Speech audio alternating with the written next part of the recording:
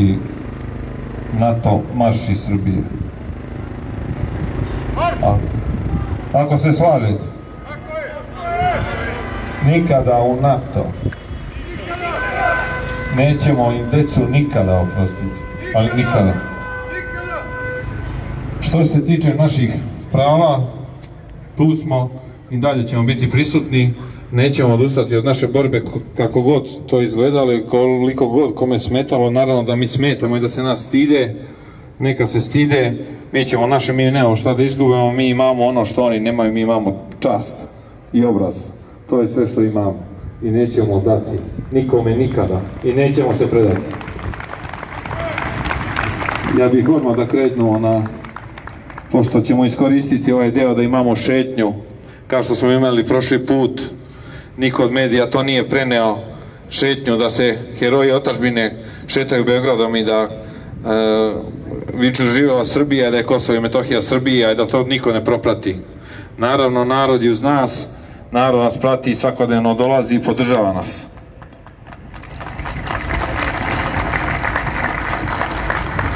Ja bih pozvao gospodina generala Božidara Delića da se obrati braći po oružju.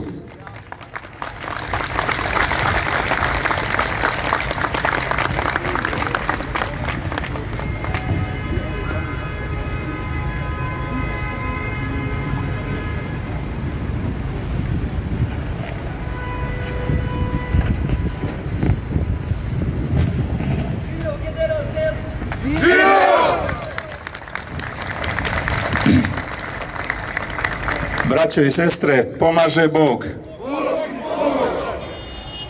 Hvala vam što ste i što smo danas zajedno ovde. Voleo bih svakako da nas je mnogo više. Posebno zahvaljujem građanima koji su došli da podrže nas borce. Ovo je drugo okupljanje. Biće ih sigurno i još. Mi nećemo odustati od onoga što smo tražili i što ova država treba da uradi za ljude koji su od 90. do 99. godine dali sve što su imali i odazvali se pozivu otadžbine. To moji borci ovde u parku kažu kakve su to nove tehnologije, da za 78 dana gotovo niko u Srbiji ne zna da borci postoje, da su u parku. I da nije bilo dve emisije i da nema ovih društvenih mreža, to niko ne bi znao u Srbiji. Na početku smo bili malo i zabrinuti. Znamo mi da smo spremni da izdržimo. Ako smo 98. i 99. godine izdržali na Košarama, Paštriku, na planini Kunori i Koritniku, na nadmorskim visinama od 1600 pa do preko 2300 metara u snegu i ledu,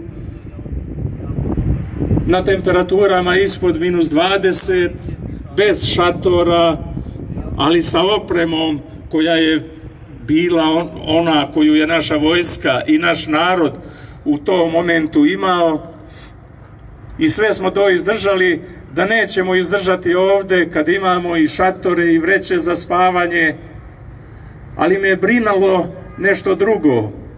Ipak ljudi ovde borave, dolaze, treba i da se hrane. A onda,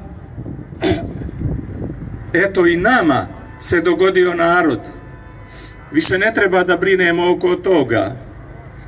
Narod je uz nas. Ljudi svakodnevno dolaze da budu s nama. Ljudi donose hranu.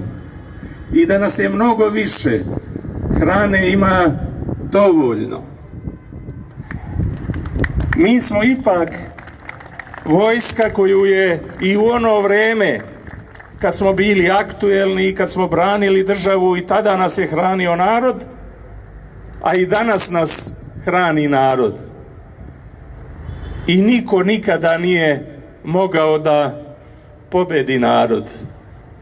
I što to pre shvate oni koji su tako blizu ovoga parka, a tako daleko od nas, to će biti ne bolje po nas, nego bolje po njih. Jer na nas oni ne mogu uticati, mi se nikada nećemo promeniti, mi Srbiju volimo i danas isto kao što smo je voleli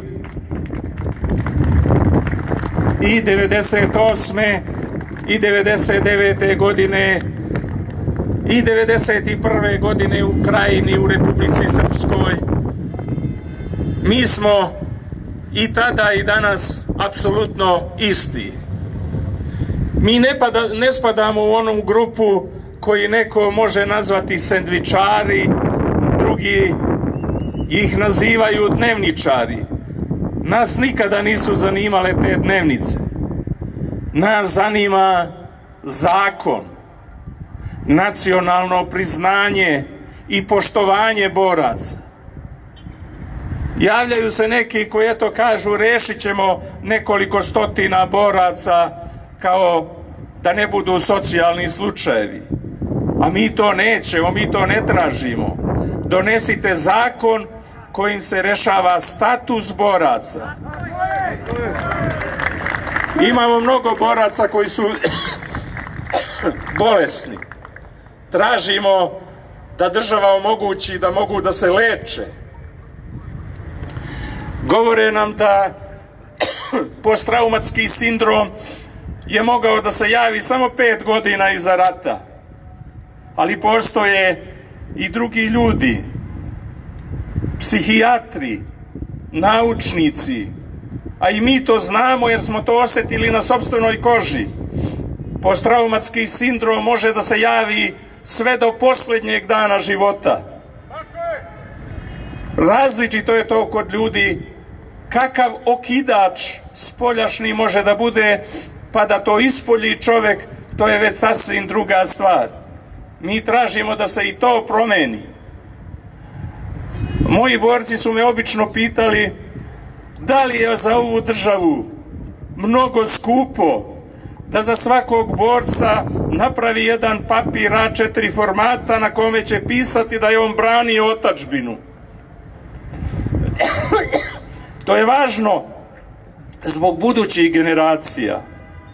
Zar je to parče bronze koje se zove medalja branioca otadžbine toliko skupo da država za 20 godina ne može da to uradi svojim borcima?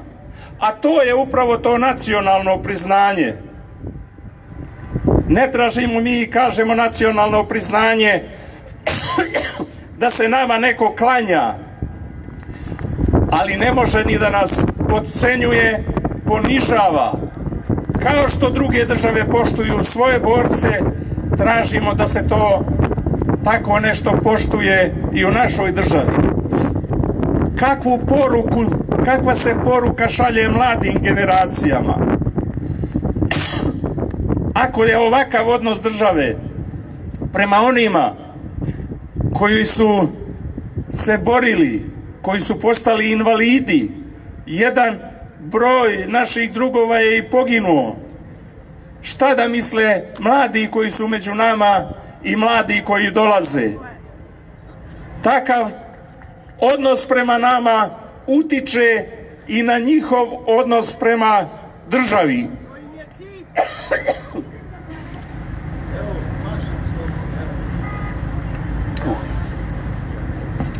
To mora da se promeni. Ne živimo mi u svetu u kome je zagarantovan mir. Naša otadžbina, naša Srbija je večito bila ugrožena i danas bit će ugrožena u budućnosti. Ona uvek mora posebno da vodi računa o svojoj odbrani, o ljudima, o braniocima otadžbine, kakvi smo bili mi, da takve stvaraju u narednim generacijama. Sve ovo što se radi je suprotno od toga. Ali mi kažemo, znamo da oni su već uradili 8 nacrta zakona o borcima. Nijedan do sada im nije valjao. Jednostavno ne žele da čuju tu reč borac i veteran.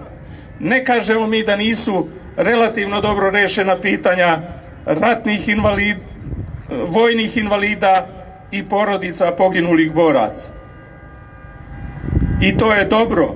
I to treba još da se unapredi. Ali mora da se jednom u tim zakonskim propisima nađu i borci. Oni kažu kad napune 65 godina, pa to je smešno. Pa onda imaju neke propise u tom posljednjem nacrtu, kaže ako su do 80 godina imaće neku, to je socijala, a ako su preko 80 godina onda će to biti nešto za 5% veće. Pa ne tražimo mi ni od koga nikakvu socijalu. Tražimo da se ispoštuju borci, da se ispoštuje to što su oni uradili za ovu državu. Imamo mi na kraju krajeva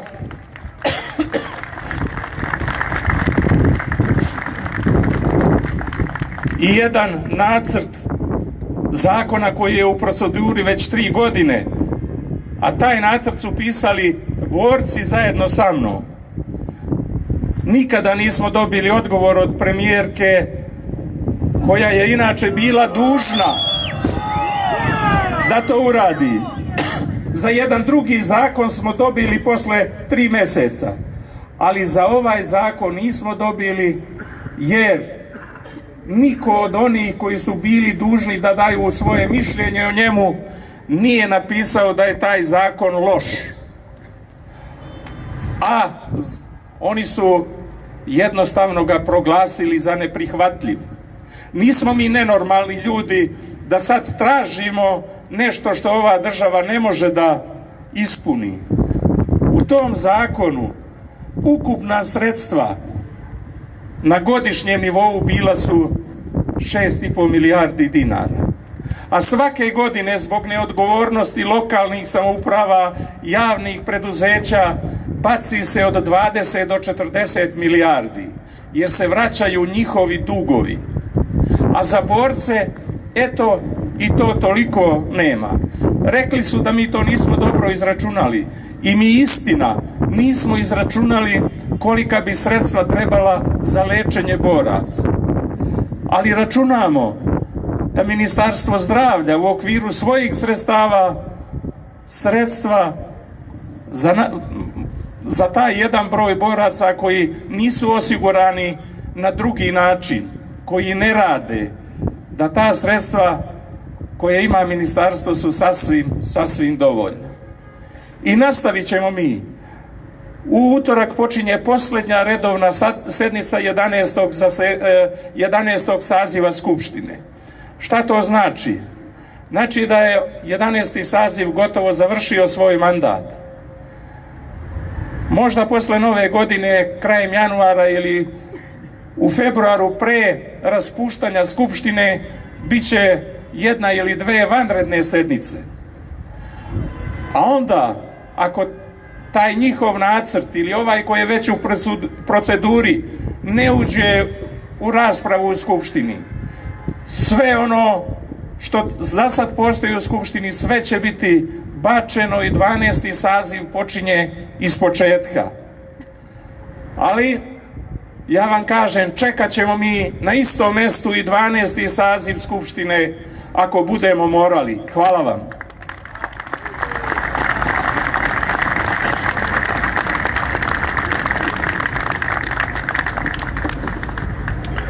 Hvala gospodinu generalu. To je ono što mi tražimo, poštovanje, i zato ćemo se boriti. Sigurno nećemo odustati. Sada bih pozvao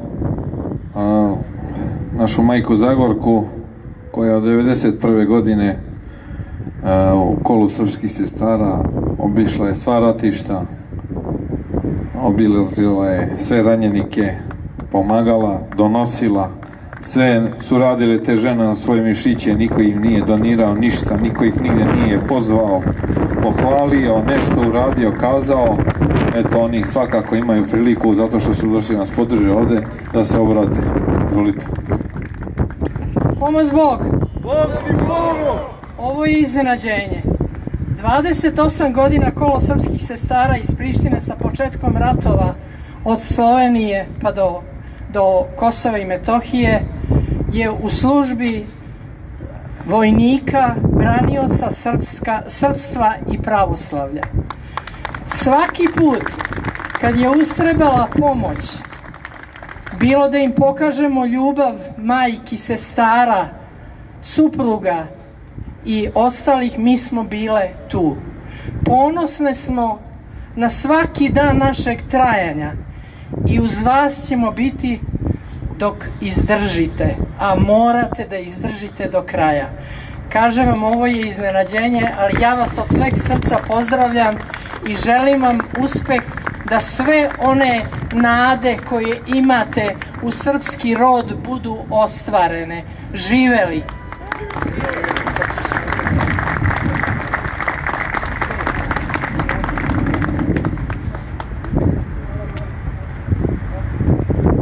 Hvala majci Zagorki.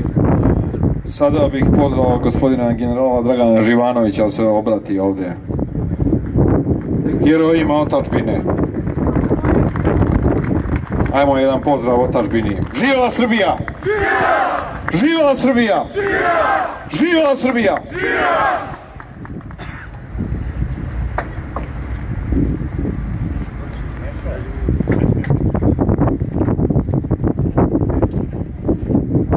Pomaže Bog.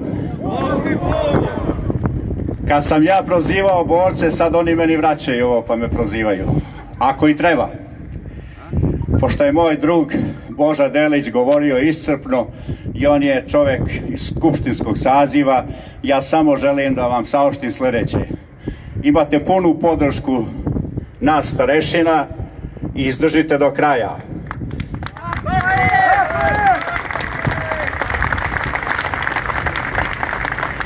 Živela Srbija!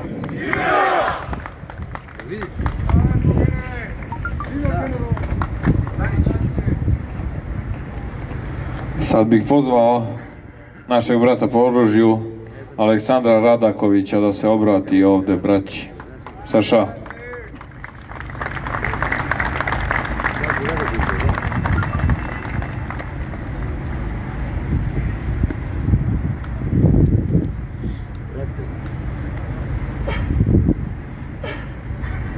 Polako, nemoj da žuriš.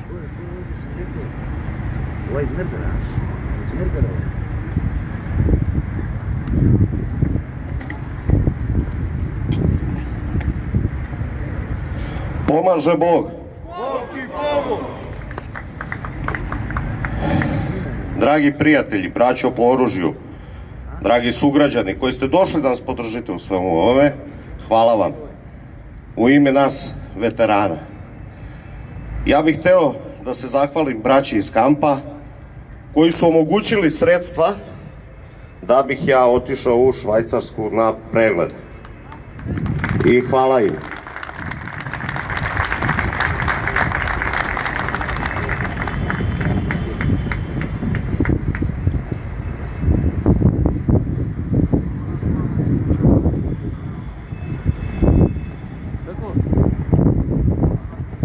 Toliko i ja se nadam da ćemo na nekom sledećem skupu biti u malo većem broju.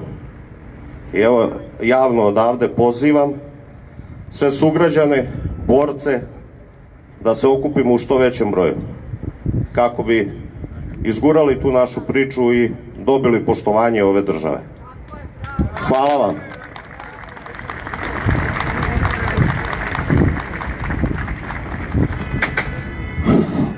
Naš brat Saša je takav čovjek da on neće da se žali, nikad se nije žalio, nije se žalio ni tamo na suđenom mjestu. Ja moram kratko samo da kažem o čemu se radi. On čovjek ima karcinom rebara, Znači, bila je situacija teška, bila je opcija da ide u Švecarsku tamo na pregled. Mi smo imali tu nekih sredstava, sve što smo imali mi smo mu dali i to je on čovjek iskoristio. Znači, uopšte nije stvar u parama, u nečemu, stvar je u ljudskosti i u bratskom nekom odnosu. Ako misli drugačije, neka misli na nekim drugim mjestima, nek se sklanja od nas više. Neka od svih se ograđujemo, kao od politika i od tih zlih jezika i svih tih gluposti. Evo, napravit ćemo jednu kratku pauzu pa ćemo nastaviti sa još jednim delom kraćeg programa pa ćemo ići u šetnju. Može.